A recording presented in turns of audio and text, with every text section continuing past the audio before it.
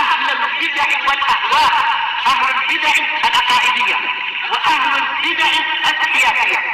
أنا أقول بيننا وبينكم السلف، بيننا وبينكم الكتب، كان فيقول البدع بيننا وبينكم. Bismillahirrahmanirrahim. Alhamdulillah wassalatu wassalamu ala Rasulillah wa ala alihi wa sahbihi wa walah, ma ba'd. Alhamdulillah, pada pertemuan yang telah lalu kita telah selesai menyelesaikan pembahasan seputar 300 hadis sahih muttafaqun alaih yang diambil dari kitab Riyadhus Shalihin dengan waktu yang tidak sedikit juga, kurang lebihnya 5 tahun kita selesaikan, alhamdulillah, walaupun sepekan sekali. Insyaallah ta'ala pada pertemuan kali ini kita akan mengawali dan akan membaca kitab yang baru, itu kitab karya Asy-Syaikh Al-'Allamah Shalih Al-Fauzan Atsabahullah, yaitu kitab yang dikenal dengan Tanbihatun ala Ahkamin Takhtassu bil Mu'minat, yaitu peringatan-peringatan penting yang berkaitan masalah hukum-hukum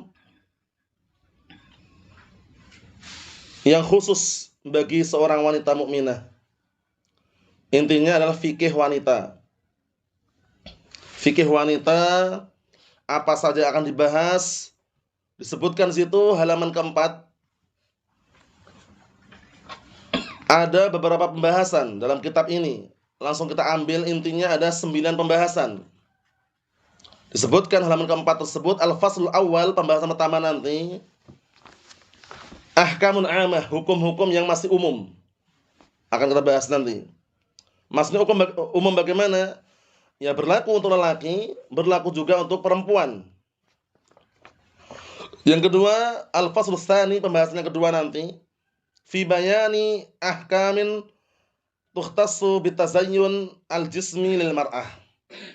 Penjelasan seputar hukum-hukum yang dikhususkan berhias badan bagi seorang wanita. Hukumnya bagaimana? Berhias diri, boleh atau haram? Kalaupun boleh, kapan dan kapan diharamkan? Jadi seorang wanita kan kadang berhias diri, ya, mempercantik diri, boleh atau tidak? Itu nanti kita bahas. Yang ketiga, al-faslul tsalis, ahkamun takhtassu bil haid wal istihadah wan nifas. Pembahasan ketiga nanti adalah hukum-hukum yang khusus membahas seputar haid, darah haid, istihadah dan nifas. Darah ini kan khusus yang keluar dari wanita, ya kan? Apa itu darah haid? Ciri-cirinya bagaimana? Apa itu darah istihadah? Apa itu darah nifas? Nanti akan kita bahas. Pembahasannya keempat nanti, sampai selesai kitab ini maksudnya, ya. Al-faslur rabi', pembahasannya keempat, ahkamun takhtassu bil libas wal hijab. Yaitu hukum-hukum seputar apa? Hukum-hukum yang khusus bagi wanita seputar pakaian dan hijab. Pakaian yang bagaimana yang diharamkan? Pakaian bagaimana yang dikatakan pakaian yang syar'i? Hijab yang bagaimana? Apakah jilbab yang mini, pendek, atau jilbab yang lebar, luas, longgar? Itu nanti kita bahas. Yang kelima, al-faslul khamis, fi bayani ahkamin takhtassu bil mar'ah fi sholatiha. Yaitu menjelaskan hukum-hukum yang khusus dengan wanita, khusus untuk perempuan dalam masalah sholatnya. Karena beda sholatnya perempuan dengan laki-laki dalam hal apa? Nah, barakallahu fi, kapan diwajibkan ataukah tidak. Mafhum? Kalau laki-laki jelas kan wajib sholat berjamaah kan? Ketika tidak ada udzur, wajib sholat berjamaah di masjid kan itu. Tapi kalau perempuan lain, kalau perempuan tidak diwajibkan untuk sholat jamaah di masjid. Kalau perempuan ada haid, ada nifas, ya kan? Sehingga nggak boleh sholat, itu nanti dibahas. Yang keenam, al-faslul sadis, yaitu pembahasan yang keenam nanti, ahkamun takhtassu bil mar'ah fi babin ahkamil janaiz. Itu hukum-hukum khusus untuk wanita seputar apa? Seputar pembahasan barakallahu fik janaiz, janazah. Bagaimana perempuan dikafani? Bagaimana perempuan boleh enggak ziarah kubur? Kalau seandainya boleh, apa syaratnya? Itu nanti dibahas insyaallah taala. Al-faslus sabi', pembahasan yang ketujuh, ahkamun takhtassu bil mar'ah fi babis siyam. Yaitu hukum-hukum yang khusus untuk wanita seputar apa? Puasa. Perempuan pada asalnya tetap terkena kewajiban berpuasa Ramadan seperti laki-laki. Cuman kapan mereka nggak boleh puasa? Apakah ketika keluar darah haid, ataukah ketika keluar darah nifas, ataukah keluar darah istihadah? Itu nanti dibahas. Jadi pahami ya, kita urutkan saja nanti. Yang kedelapan, al-faslu tsamin, pembahasan yang kedelapan nanti. Ahkamun takhtassu bil mar'ah fil haji wal umrah. Masya Allah.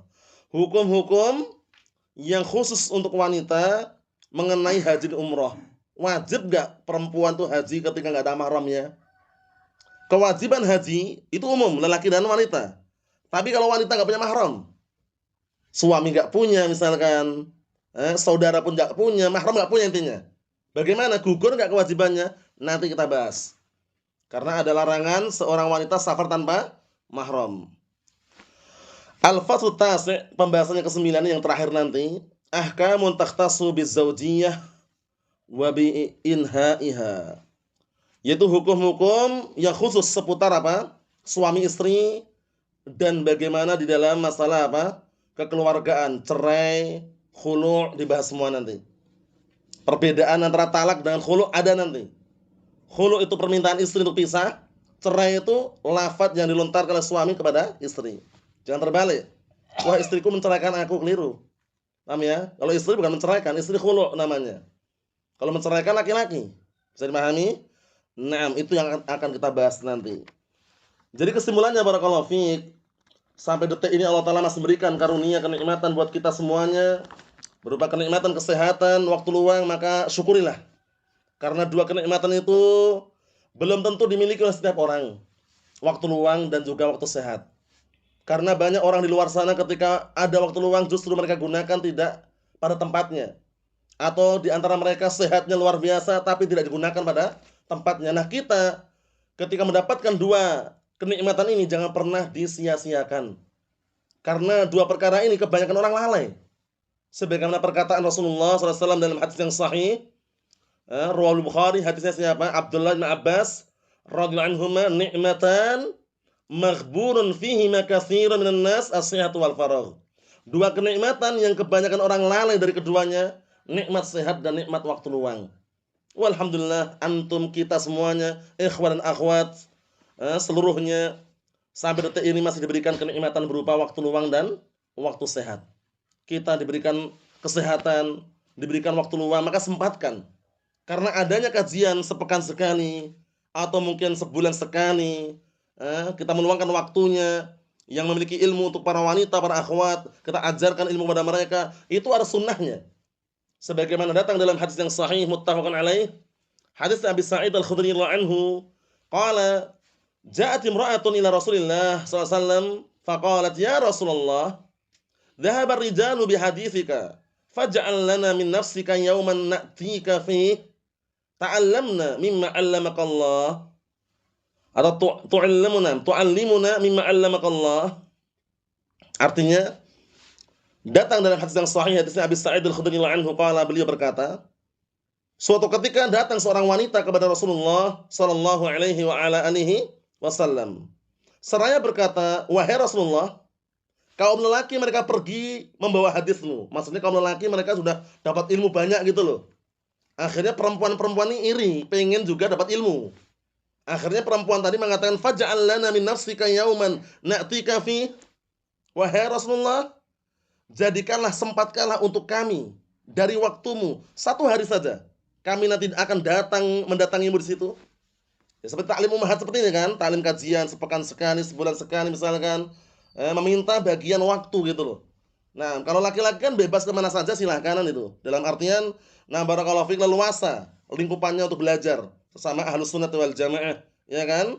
Tapi kalau perempuan kan kadang ada kesibukan, ya kan? Ada keperluan. Nah, ternyata waktu itu para wanita sahabiah, mereka tidak ingin kalah. Mereka tidak ingin apa? Kalah. Mereka mengatakan, wahai Rasulullah, kaum lelaki mereka telah pergi membawa hadismu, membawa ilmu. Jadikanlah untuk kami dari waktumu satu hari saja. Kami akan mendatangimu, tu'allimuna mimma 'allamakallah. Engkau nanti mengajari kami sebagaimana apa yang Allah Ta'ala ajarkan kepadamu. Bayangkan, minta. Para wanita sahabiah minta agar diajari juga seperti kaum lelaki gitu loh. Akhirnya apa kata Rasulullah SAW? Qala istami'na yaumin kada wa kada. Kalau begitu, wahai para wanita, berkumpullah kalian. Berkumpullah kalian di suatu hari demikian dan demikian. Maksudnya diajarkan di situ hari apa disepakati. Para wanita berkumpul di situ. Ya alhamdulillah yang sekarang kita lakukan ini kan, sepekan sekali misalkan atau sebulan sekali ya kan, berkumpul bertemu ya, yang akhwat bertemu akhwat yang lainnya, yang ikhwah menemani setia, kemudian juga bertemu ikhwah yang lainnya. Nah, syahidnya apa di sini syahidnya? Syahidnya Rasulullah perintahkan para wanita tadi berkumpul di hari tertentu. Biar istilahnya ada semacam apa? Kesepakatan. Fastama'na, kemudian berkumpullah para wanita tersebut, fa'atahunna nabiyyu sallallahu, kemudian Rasulullah sallallahu alaihi wasallam mendatangi mereka. Fa'allamahunna mimma 'allamahullah. Akhirnya Rasulullah sallallahu alaihi wasallam mengajari mereka dari apa-apa yang Allah telah ajarkan kepadanya. Lihat. Jadi berkumpul di hari tertentu, di tempat tertentu. Nah, tapi ini bukan berarti menginap loh ya, pulang pergi. Nah, kemudian setelah itu apa barakallahu fiik, Rasulullah datang. Pengajarnya datang mengajarkan ilmu di situ. Kemudian kemudian Rasulullah SAW mengatakan, ma minkunna min ra'atin tuqaddimu salasatan min aw minnal walad illa kanu hijaban minan nar. Faqalat imra'atun wasnain, faqala wasnain. Artinya apa barakallahu fiik? Artinya tidaklah ada salah seorang di antara kalian, seorang wanita ditinggal mati anaknya 3, ditinggal mati duluan anaknya 3 orang, melainkan apa, mereka ini akan sebagai apa? Hijab, benteng. Nah, sebagai tameng benteng, nah barakallahu fiik, dari apa? Dari api neraka. Maksudnya membentengi ibunya tadi dari siksaan api neraka. Paham ya? Kemudian perempuan tadi bertanya, kalau 2 bagaimana Rasulullah? 2 pun juga sama. Maksudnya ditinggal mati anaknya 2 orang. Sebelum ibunya meninggal, anaknya meninggal terlebih dahulu 2 orang atau 3 orang tadi, maka sebagai apa? Sebagai benteng, hijaban minan nar, sebagai benteng membentengi ibunya dari siksaan api neraka. Syahidnya apa barakallahu fiik? Syahidnya di hadis ini, para wanita meminta jatah. Jatah khusus di hari tertentu Rasulullah agar datang mengajarkan ilmu. Akhirnya Rasulullah perintahkan, berkumpullah kalian di hari sekian atau di hari demikian, hari demikian. Paham? Akhirnya berkumpullah mereka, datanglah Rasulullah alaihi wasallam mengajarkan ilmu kepada mereka. Nah, yang kita tempuh sekarang ini barakallahu fiik. Nah, ternyata ada dalilnya. Dari As-Sunnah, yaitu hadisnya Abi Sa'id Al-Khudri muttafaqun alaih. Kita berkumpul, para akhwat berkumpul di hari tertentu ya kan. Kemudian diajarkan di dalamnya Al-Qur'an was Sunnah. Ini merupakan kenikmatan yang sangat besar yang harus kita syukuri barakallahu fiik. Karena tidak semua tempat, tidak setiap saat ada barakallahu fiik kesempatan untuk mengkaji, kesempatan untuk menghadiri majelis ilmu. Nah, di saat-saat masih ada ilmu diajarkan, ilmu Al-Quran, Sunnah, sempatkan untuk hadir. Sudah kita lewati pada pertemuan sebelumnya, orang ketika hadir di majelis ilmu itu bagaikan apa? Menyiram tanaman. Yang namanya tanaman nggak pernah disiram itu layu. Kalau udah layu mati. Kalau udah mati nggak ada manfaatnya lagi. Begitulah hati. Hati itu kalau nggak pernah disirami dengan ilmu Al-Quran, Sunnah, hati itu akan keras. Kalau udah keras hatinya bagaimana? Mati hatinya. Kalau udah mati hatinya nggak berfungsi lagi sudah. Dinasihati ngayel, nolak, bantah, bangkang. Tapi selama hatinya itu masih hidup, insya Allah bi'nillah, disiram dengan Al-Quran was Sunnah, disiram dengan kajian ilmu syar'i, akan tumbuh dan juga hidup. Naam, kita lanjutkan. Kita ambil satu. Halaman 6. Jadi kita akan ambil pembahasan pertama. Al-Faslul Awal, pembahasan pertama. Ahkamun amah, hukum-hukum yang sifatnya umum. Bagaimana kedudukan wanita dulu di zaman jahiliyah. Karena beda dengan kedudukan wanita di zaman setelah apa? Islam. Zaman jahiliyah dulu penuh dengan kerusakan, kita lihat. Makanatul mar'ati qabla al-Islam, kedudukan seorang wanita sebelum masuknya agama Islam. Maksudnya zaman jahiliyah. Wa yuradu bima qabla al-Islam asrul jahiliyah. Yang diinginkan sebelum Islam adalah apa? Zaman atau generasi jahiliyah. Allati kana ya'ishuha al-Arab bi sifatin khassah wa ya'ishuha ahlul ard bi sifatin 'ammah. Yang mana pada waktu itu kehidupan orang Arab, mereka hidup dengan sifat khusus. Paham ya? Nah, dan juga penduduk bumi mereka hidup dengan sifat secara umum. di zaman-zaman sebelum masuknya agama Islam. Maksudnya bagaimana? Haitsu kana an-nasu fi fatratin ar-rusul. Waktu itu manusia itu berada di apa? Berada di waktu yang kosong dari Rasul. Enggak ada Rasul waktu itu sebelum diutusnya Nabi kita Muhammad sallallahu alaihi wa ala alihi wasallam. Sejak zaman Nabi Isa alaihissalam hingga Nabi kita Muhammad sallallahu alaihi wasallam itu sempat ada namanya ayyamul fatrah, hari-hari yang penuh dengan kekosongan. Paham ya? Kosong dari kenabian dan kerasulan. Akhir tutuplah oleh Allah Subhanahu wa taala dengan diangkatnya, dijadikan Nabi kita Muhammad sallallahu alaihi wa ala alihi wasallam nabi akhir zaman. Mafhum? Nah, kita lihat wa durusun subul, dan waktu itu memang kosong juga dari apa barakallahu fi pelajaran-pelajaran yang mengarah pada kebaikan atau jalan yang lurus enggak ada waktu itu. Karena zaman jahiliyah. Wa qad nadarallahu ilaihim, kemudian sungguh Allah taala telah memperhatikan mereka. Kama jaa fil hadis, sebagaimana datang dalam hadis, fa maqatahum arabuhum wa ajamuhum, kemudian Allah taala murka terhadap mereka, orang Arabnya, orang ajamnya. Nah, barakallahu fik. Nah, fa maqatahum arabahum wa ajamahum illa baqaya min ahli kitab, kecuali beberapa orang yang tersisa dari kalangan ahli kitab. Wa kanatil mar'ah fi hadzal waktu itu, dahulu waktu itu perempuan pada masa jahiliyah, fil aghlab, kebanyakannya, al-am, keumumannya, ta'isu fatratan asibatan, mereka hidup di zaman yang penuh dengan kesulitan. Ya, perempuan itu pokoknya nggak ada kehormatan sama sekali waktu itu. Paham ya? Setelah datangnya agama Islam barulah ada kehormatan yang sekarang kita saksikan, mulai hijab, pakaian syar'i, ya kan? Perempuan tidak boleh safar kecuali dengan mahramnya, itu semuanya apa? Penghormatan terhadap wanita. Perlindungan terhadap wanita. Zaman jahiliyah nggak ada. Kita lihat apa yang terjadi waktu itu. Khususan fil mustama' al-arabi. Secara khusus waktu itu di masyarakat orang Arab. Karena yang namanya syariat ini kan barakallahu Nabi kita Muhammad SAW kan turun di Arab kan. Jadi syariat ini barakallahu fiik, waktu itu masyarakat orang Arab itu keadaannya para wanitanya pun di zaman jahiliyah tidak apa? Tidak ada sesuatu yang dihormati. Itu dulu ya, sebelum adanya agama Islam. Haitsu kanu yakrahuna wiladataha. Lihat ini. Waktu itu mereka enggak suka kalau apa? Perempuan itu melahirkan. Bayangkan itu. Mereka zaman jahiliyah lelaki itu enggak suka kalau perempuan itu melahirkan. Bahkan apa? Faminhum man kana yadfanuha wa hiya hayyatun, Allahul musta'an. Lihat ini. Dahulu di antara mereka zaman jahiliyah itu langsung mengubur hidup-hidup anak perempuan. Kalau hidup lahir anak perempuan dikubur langsung. Bayangkan itu. Ngeri atau tidak? Ngeri.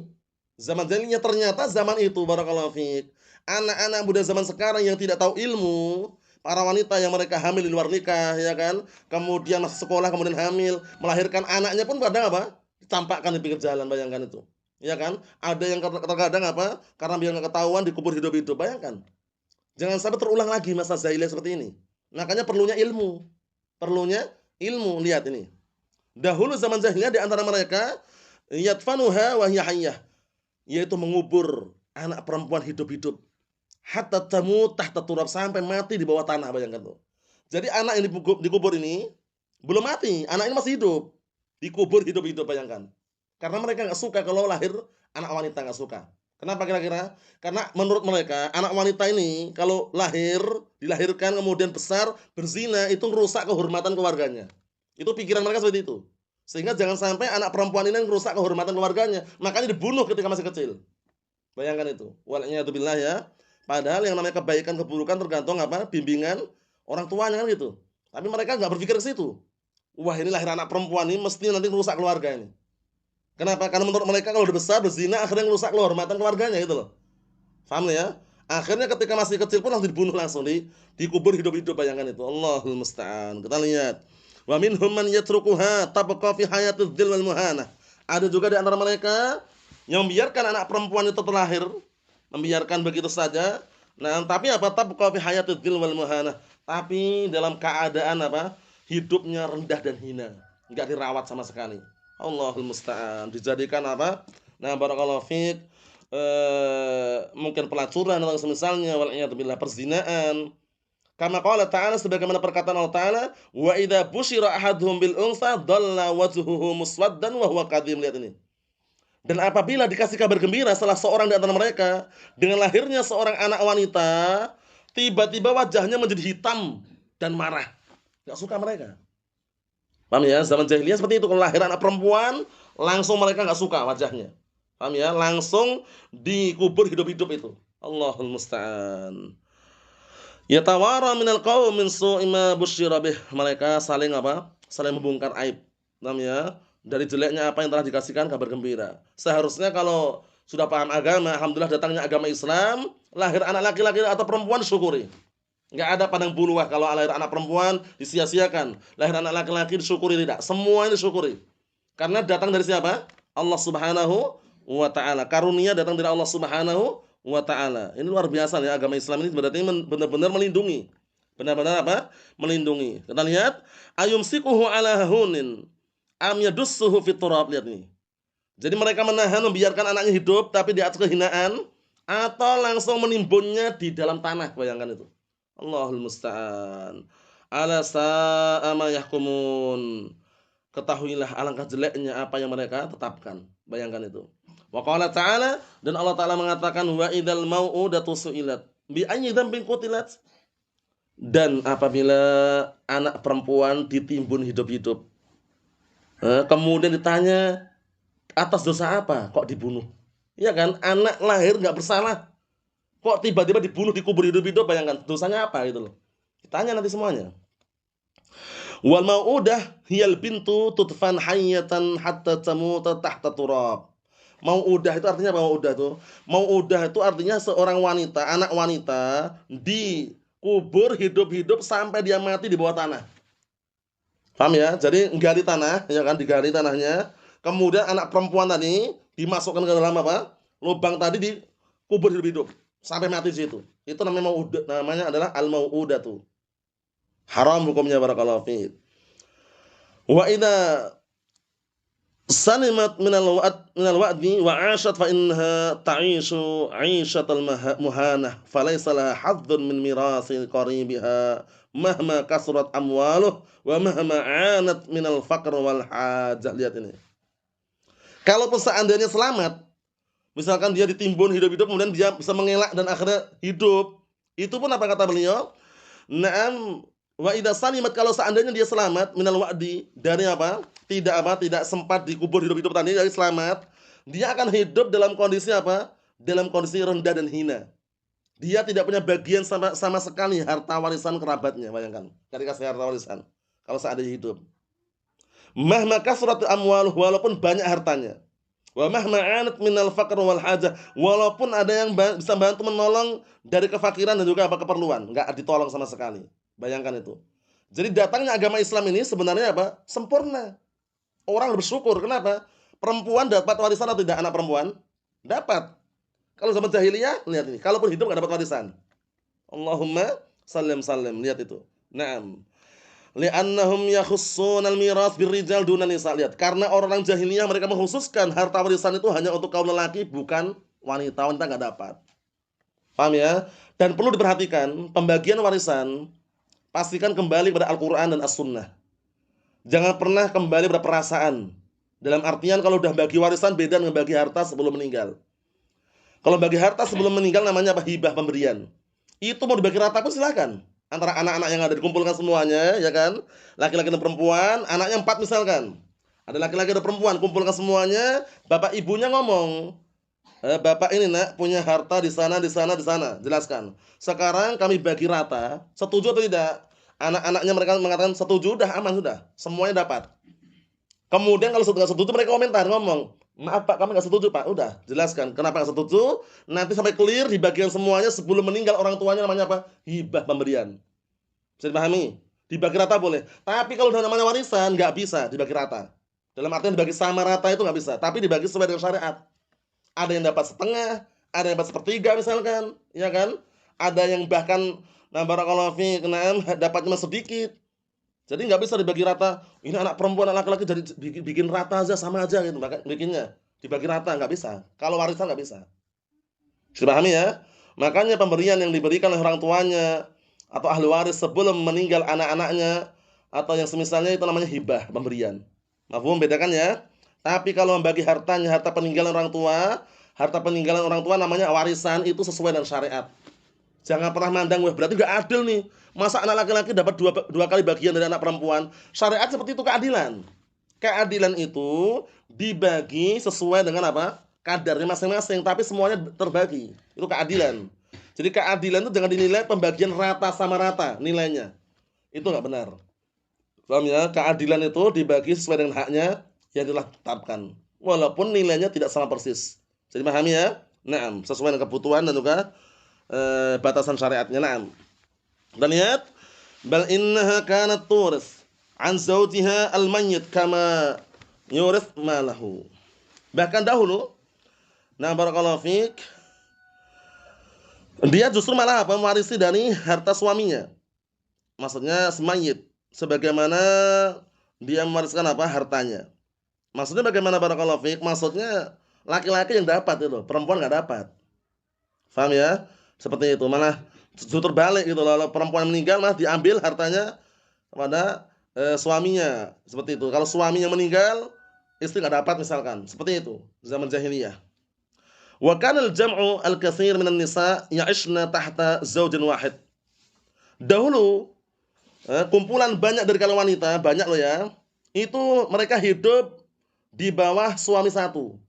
Suaminya satu, istrinya banyak. Nah, sebelum datang syariat Islam ini. Setelah datang syariat Islam ini, paling maksimal berapa? 4 saja. Itu pun kalau punya kemampuan berbuat adil, iya kan? Fankihu ma taba lakum minan nisa masna wa thulatha wa ruba'. Nikahilah yang kalian sukai dari kalangan wanita 2, 3 atau 4 bagi yang mampu. Fa in khiftum alla ta'dilu fa wahidah. Kalau kalian khawatir tidak bisa berbuat adil dalam hal ma'isyah atau nafkah, maka apa? Satu saja. Itu syariatnya seperti itu. Naam. Zaman jahiliyah tidak, perempuan buahnya, laki-lakinya satu. Haitsu kanu la yataqayyaduna bi'adadin muhaddad min az-zawjat. Waktu itu tidak dibatasi gitu loh. Tidak terikat dengan apa? Tidak terikat dengan jumlah yang ditentukan min az-zawjat dari istri-istri yang ada. Mau 10, 11 istrinya bebas waktu itu loh ya. Zaman jahiliyah itu walanya billah. Nah, ghairu a'ibina bima yanaluhum min jaza'in min jara'in dzalika minal mudayyaqat wal ihrajat wa dzulm. Waktu itu yang seperti ini bukan perkara yang aib waktu itu. Paham ya? Yang seperti ini bukan perkara yang aib terhadap apa yang didapatkan oleh mereka berupa apa? Kelancangan, nah, dan hidup yang sempit, kemudian sesuatu yang memberatkan dan kezaliman itu mereka anggap sudah biasa itu. Zaman jahiliyah loh ya. Datanglah agama Islam. Tidak boleh lebih dari 4. Kalaupun mau menikah, lelaki 1, 2, 3, 4 maksimal. Adapun Rasulullah SAW dikecualikan karena beliau memang dapat pengecualian. Paham ya? Istri beliau kan kurang lebih 10 kan? Bahkan lebih dari itu kan dalam riwayat yang lainnya kan? Nah, itu khusus beliau. Adapun umatnya 4 maksimal. Paham? Itu bagi yang mampu berbuat adil dalam hal nafkah. Yang tidak mampu berapa? 1 saja. Nah, barakallahu fi. Kita lihat sini. Ikhwani fid din wa akhwati fillah, a'azzani wa a'azzakumullah jami'an wa barakallahu fikum. Itulah kedudukan seorang wanita di zaman jahiliyah. Sangat tidak dihormati. Begitu lahir anak wanita dibunuh hidup-hidup. Di apa tadi? Dikubur, dipendam hidup-hidup sampai mati di dalam kuburan tadi itu. Allahul musta'an. Kemudian kalaupun hidupnya rendah dan hina, enggak dapat warisan. Bayangkan itu. Karena mereka orang jahiliyah meyakini yang dapat warisan itu hanya anak laki-laki. Jadi pahami? Seperti itu. Allahumma musta'an. Kemudian mereka bagaikan apa? Barakallahu fiik. Intinya bagaikan perbudakan yang sia-sia. Hanya dipakai untuk melampiaskan hasrat lelaki saja. Satu laki-laki, istrinya banyak sekali. Itu pun nanti apa? Belum tentu tanggung jawab. Karena nanti kisahnya kalau pernikahan zaman jahiliyah dulu, satu perempuan dihamili banyak laki-laki.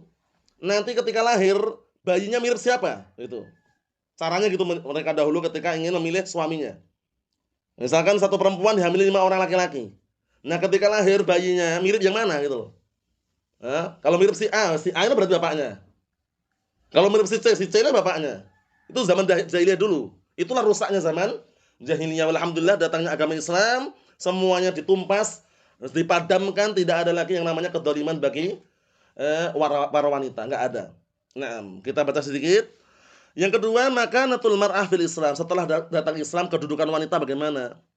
Makanatul mar'ah fil Islam, kedudukan seorang wanita setelah adanya agama Islam. Falamma ja'al Islamu rafa'a hadhil madzalim 'anil mar'ah wa a'ada laha i'tibaruha fil insaniyah. Masya Allah. Dan tatkala datangnya agama Islam, maka agama Islam mengangkat kedzaliman ini semuanya dari seorang wanita dan juga mengembalikan untuk para wanita apa? Hak-hak kemanusiaan, dibalikkan semuanya.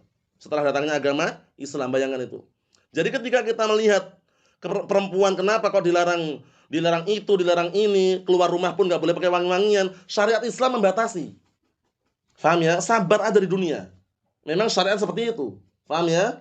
Nah, karena apa? Barakallahu fi, karena melindungi jangan sampai perempuan itu digoda laki-laki yang tidak bertanggung jawab.